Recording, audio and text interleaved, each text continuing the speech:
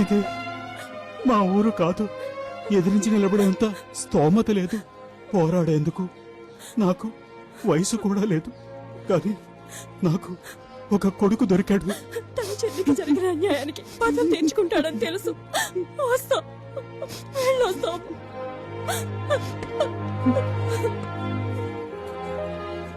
చూడండి, మీరు వాళ్ళతో వెళ్ళండి, నేను బండి తీసుకొని వస్తాను. మరి నువ్వు చెప్తున్నానుగా, వెళ్ళండి.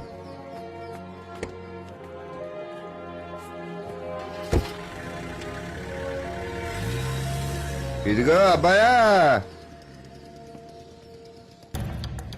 ఆఫ్టర్ ఆల్ ఒక కలెక్షన్ ఏజెంట్వి, నీకెందుకు ఈ పని? ఇది కూడా నా పనే, కలెక్ట్ చేయడానికే వచ్చాను. నీ కాలేజీలో చదువుతున్న ఒక్కొక్క స్టూడెంట్